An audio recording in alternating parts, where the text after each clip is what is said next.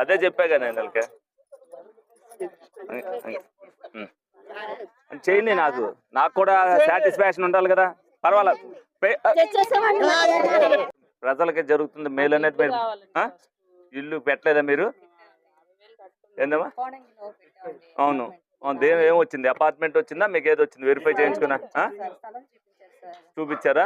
మరి 50,000 నేను చెప్పేదానండి, 50,000 రూపాయలు మీకు వచ్చేస్తుంది, రిటర్న్ వచ్చేస్తుంది. మీకు ఎక్కడైతే స్థలం చూపించారో అక్కడ 2,30,000 మీరు కట్టుకోని అవసరం లేదు. 2,30,000 గవర్నమెంట్ ఇస్తుంది. మీరు కట్టుకోపోయినా వాళ్ళైనా కట్టెన్న ఇస్తారు. లేదు అనంటే మీరు కట్టుకుంటారంటే ఇక అపార్ట్మెంట్లో రాదు. మీకు ఆల్రెడీ అలాట్మెంట్ చేశారు కదా. అపార్ట్మెంట్ స్కీమ్ అనేది క్లోజ్ అయిపోయింది.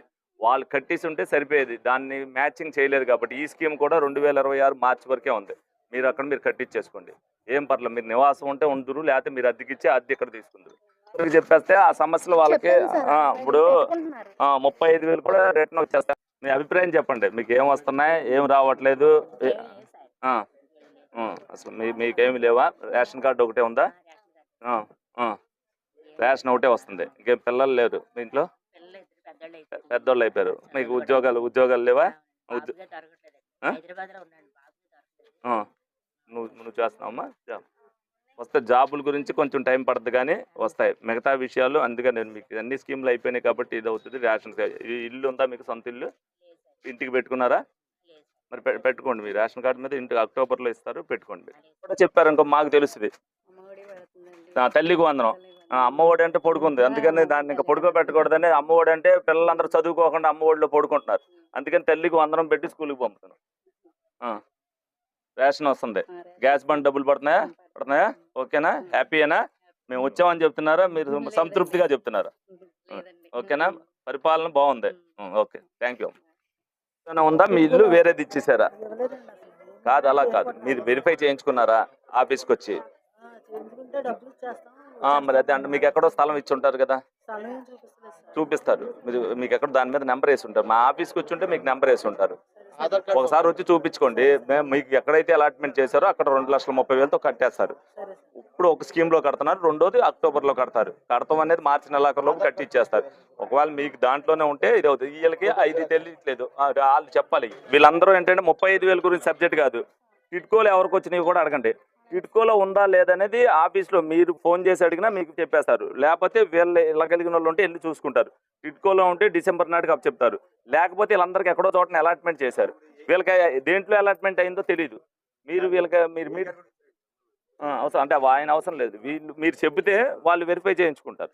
వాళ్ళు వెరిఫై చేయించుకుంటే మీరు ఆఫీస్ దగ్గర చెప్తారు. వెరిఫై చేయించుకుని ఎక్కడ స్థలం ఉంటే అక్కడ మీకు 2,30,000 ఇస్తారు, మీరు కట్టేసుకోండి. ఇప్పుడు వీళ్ళకి సంవత్సరం అయిపోయింది, వీళ్ళ స్థలం ఎక్కడ ఉందో వీళ్ళకి తెలియదు. వీళ్ళు టిట్కోలో అపార్ట్మెంట్ వస్తుందని అనుకుంటున్నారు. వీళ్ళు 50,000 కట్టేశారు కాబట్టి వీళ్ళు 50,000 వీళ్ళ అకౌంట్లో పడిపోతాయి. వీళ్ళు 2,30,000 పెట్టి కట్టుకోండి. ఆ కార్డు మీద తీసుకున్నారు మీరు. అయిపోయిందంటే మీరు అలాగా ఆ కార్డుకి మళ్ళీ లోన్ వస్తే ఇంకోసారి లోన్ ఇస్తారా?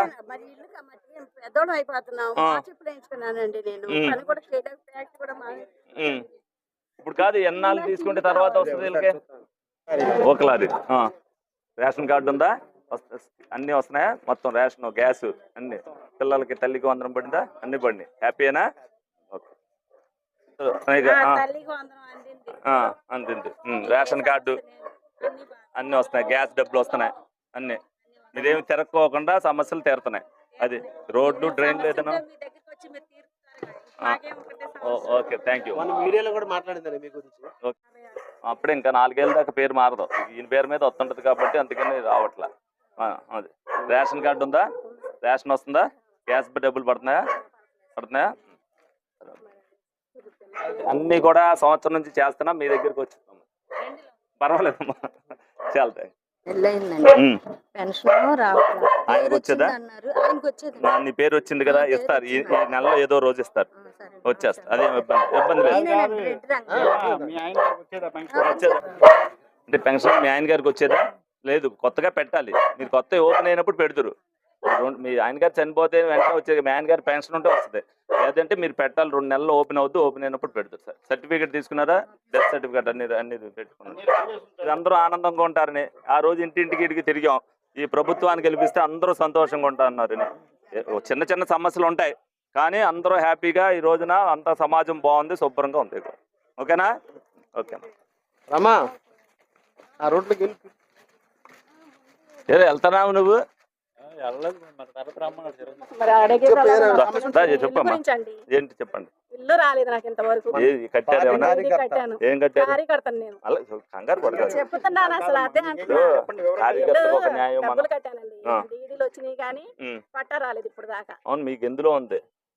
టిట్కోలో ఉందా? కిట్కోలోనే ఉంది. చూపించుకున్నారు మీరు ఇంటి దగ్గర? మా ఆఫీస్ లో? ఆఫీస్ లో కాదు, సచివాలయం చూపించాం. ఏమన్నారు? పట్టా ఉంది వస్తుంది అన్నారు మొన్న 5 సంవత్సరాల్లో, రాలేదు. మళ్ళీ ఇప్పుడు చూపిస్తే ఆధార్ కార్డు చూపిస్తా అన్నారు మన తిరుపతి గారు. చూపించు ఉందో ఎక్కడ ఉందో. ఇప్పుడు నీకు మీకు 2 నిమిషాలు అసలు ఇప్పుడు మీరు ఇస్తే చెప్పేస్తారు. నిమిషం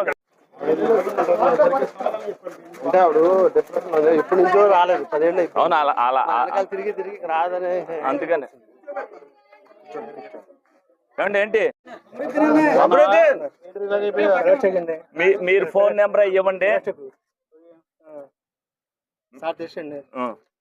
ఇప్పుడు మీరు ఫోన్ నెంబర్ ఇవ్వండి, మీకు ఫోన్ చేస్తారు. చేసిన రోజున ఆఫీస్కి రండి, మీకు ఇస్తారు. తీసుకుంటారు. తిప్పుకోగలరా? చెప్పలేరా? చెయ్యి తిరగరా? చెప్పలేరు చెయ్యి. అయితే గవర్నమెంట్ అవి వచ్చినప్పుడు ఇప్పిస్తారు. బ్యాటరీ సైకిల్ కొంచెం అవి వచ్చినప్పుడు ఇప్పిస్తాను. ఇప్పుడు మీరు తిప్పుకోగలిగితే ఇచ్చేసుకోవచ్చు. సర్టిఫికేట్ రాయించారా? పెన్షన్కి రాయించారా? వచ్చినప్పుడు కొత్తది పెట్టండి పెన్షన్. ఓకే. రేషన్ కార్డు ఉందా? వస్తుందా? గ్యాస్ వస్తుందా? గ్యాస్ తీసుకుంటున్నారా? రైస్? ఓకే. ఏమన్నా ఫిజియోథెరపీ ఏమైనా చేయిస్తున్నావా? నెంబర్ రాయించు, మీకు ఫోన్ చేస్తారు, ఏదో ఒకటి చేస్తారు, ఆర్థిక సాయం చేస్తారు. మీ నెంబర్కి ఫోన్ చేసి ఇస్తారు. నెంబర్ మీ నెంబర్ అవసరం, మేము ఫోన్ చేస్తాను. వద్దు, నెంబర్ నోట్. మీ ఆధార్ కార్డు ఏమన్నా చూసి చెప్తారు. ఎందుకు కారణం ఏంటంటే కరెంట్ బిల్ లేదు, ఆధార్ కార్డు తీసుకొచ్చావమ్మా. నీకు ఎందుకు పడలేదు? తల్లికి వందనం ఎన్ని పడలేదంటే ఏదైనా లింకప్ అయ్యి ఉంటాయి, మీటర్లు కానీ లేకపోతే ఇంటి స్థలం కానీ ఏదైనా లింకప్ అయ్యి ఉంటాయి. పిల్లలు ఉన్నారండి? వీళ్ళకి లేదు, వీళ్ళకి లేదు. గ్యాస్ వస్తుందా? గ్యాస్ డబ్బులు పడలేదా? దానికి ఆధార్కి ఏదో లింక్ అయిపోయా. ఇదేంటి వీళ్ళకి? ఇదేంటి వీళ్ళకి? ఎందుకు అనర్హత ఏంటండి? అది మరి చెక్ చేయండి. మీరు చూస్తే చెప్పాలి కదా. టక్మని చెక్ చేసి, ఇప్పుడు మీరు చెక్ చేసి ఎందుకు అనేది ఉందంటే ఒరిజినల్కి వీళ్ళకి ఏమి ఉండవు, ఏదో ఒకటి లింకప్. మాది నిరంతర కార్యక్రమం, ఇంకా బాగుండి మీ వచ్చే సమస్యలు వినాల్సిందే నేను. అందుకని మీకు రేషన్ కార్డు ఉందా? గ్యాస్ పడి డబ్బులు పడుతున్నాయా? ఎందుకని? కారణం మరి మీటర్లు మార్పించుకోవాలి కదా మీరు. అన్ని మేమే. నాకు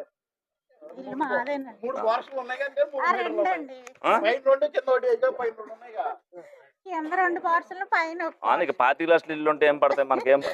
చెప్పు. నా కూతురు పోయింది, నా 2వ కూతురు క్యాన్సర్ వచ్చి చాలా ఇబ్బందుల్లో.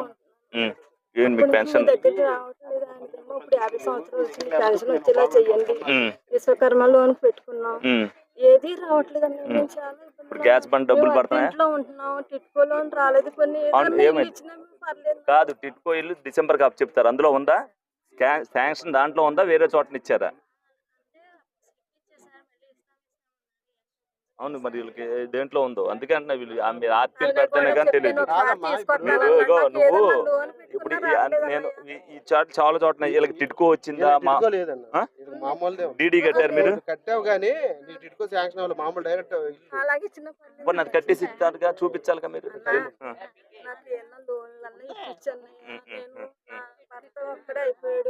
ఏం చేస్తారు? ఏం చేయలేదా?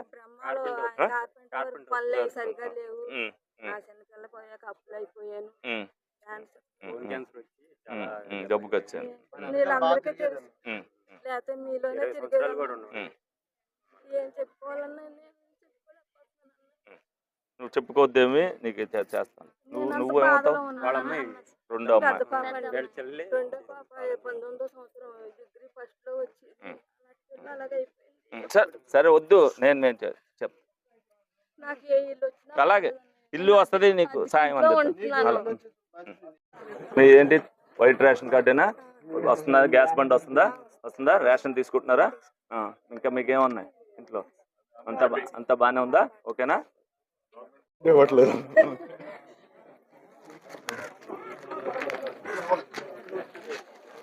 ఇవన్నీ తెలుస్తుంటాయి ఇక మీ తల్లి. 5వ క్లాసు ఎందుకు పడలేదన్నారు? చూపించారా? అన్నారా? అన్ని ఉన్నాయి, అర్హత ఉంది, ఏ ఫలానా ఇబ్బంది ఉందనేది ఏం చెప్పలేదుగా? చెప్పలేదు. పడతాను. ఇంకా గ్యాస్ పడుతున్నాయి డబ్బులు? గ్యాస్ పడుతుంటే దానికి ఇబ్బంది లేనట్టే. రేషన్ తీసుకుంటున్నారా? రేషన్ చూసుకుంటున్నారా? వస్తుందా? మరి క్లీన్ చేసుకుని చేశారు, ఆధార్ సీడింగ్ చేసి చేసుకోమని. అలా కాదు, 30వ తారీఖు లోపు సీడింగ్ చేసి లేవనేది ఇచ్చారు వాళ్ళకి.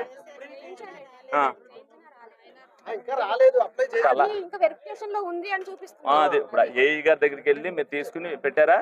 పెడితే వస్తుంది. మరి వాళ్ళ తొలి అడుగు కార్యక్రమంలో భాగంగా మరి 48వ డివిజన్ తర్వాత జరుగుతుంది. ప్రతి ఒక్కరికి కూడా ఇంటి దగ్గరికి, ప్రతి ఇంటికి వెళ్ళి వాళ్ళ సమస్యల గురించి, ఎందుకంటే నిన్నటిదాకా మేము చెప్పాం ఏం వస్తున్నాయి ఏంటి అనేది, వాళ్ళని కూడా అసలు ఏ విధంగా ఉంది, మీకు ఏ ఇబ్బంది ఉంది అనేది కూడా మనం చెప్పమని అడుగుతున్నాం. డెఫినెట్గా ఏదైతే ఎలక్షన్ ముందు ఇంటింటికి వెళ్ళి అడిగామో, 1 సంవత్సరం అయిన తర్వాత దాని మీద ప్రజల దగ్గర నుంచి ఫీడ్బ్యాక్ తీసుకోవాలన్న ఉద్దేశంతో మరి తొలి అడుగు కార్యక్రమం మరి చంద్రబాబు నాయుడు గారు పెడతాం జరిగింది.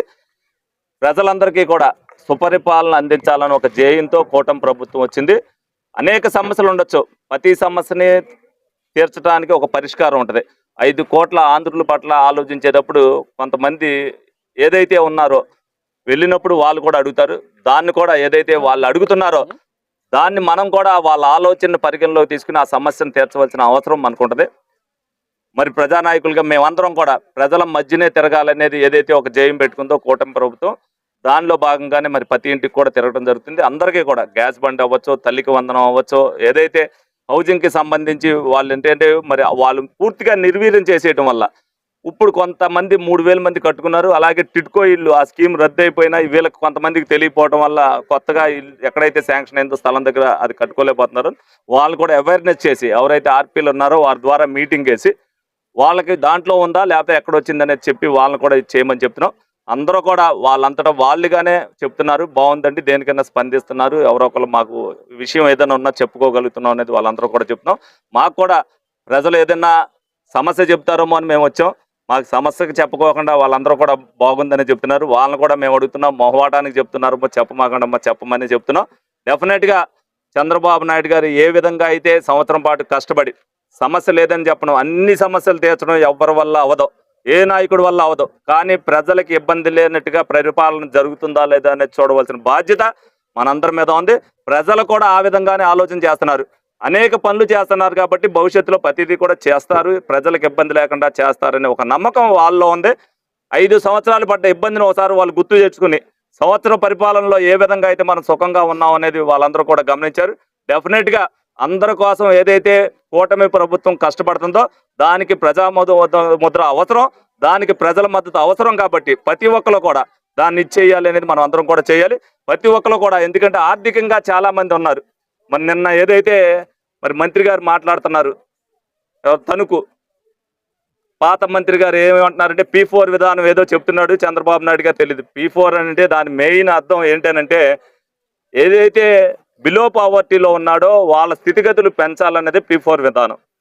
మరి ఏదైతే TDS బాండ్లు తీసుకోవడం తెలిసింది, కానీ ఆయనకి మరి P4 విధానం గురించి తెలియదు అని అంటే చాలా ఆశ్చర్యపోవాల్సి ఉంటుంది. మరి ఆయన మంత్రిగా ఏ విధంగా చేశారనేది ఆయనే చెప్పాలి, కారుమూరి నాగేశ్వరరావు గారు. డెఫినెట్గా స్టేజ్ ముందు కార్యకర్తల మధ్యలో మాట్లాడితే వాళ్ళు చప్పట్లు కొడతారు, ప్రజల ముందుకు వచ్చి మాట్లాడితే మీరేం మాట్లాడుతున్నారు, మీరు ఇదివరకు ఏం చేశారనేది వాళ్ళు ప్రశ్నిస్తే మీరు ఏం సమాధానం చెప్పాలనేది తెలుస్తుంది. సంవత్సరం మేము చేసాం, ఏ ఇబ్బంది ఉందని, మేము కూడా చిన్న చిన్న తప్పులు చేసి ఉండొచ్చు, కానీ మేము ఏ విధమైన తప్పు చేయలేదు కాబట్టి ప్రజల మధ్యలోకి వస్తున్నాం. మేము చేసిన తప్పు గురించి అడిగినా మేము సమాధానం చెప్పగలం. మీరు ఎక్కడైతే మీ కార్యకర్తలు ఉన్నారో వాళ్ళు చప్పట్లు కొట్టే దగ్గర కాదు, ప్రజల చేత చప్పట్లు కొట్టించుకోండి.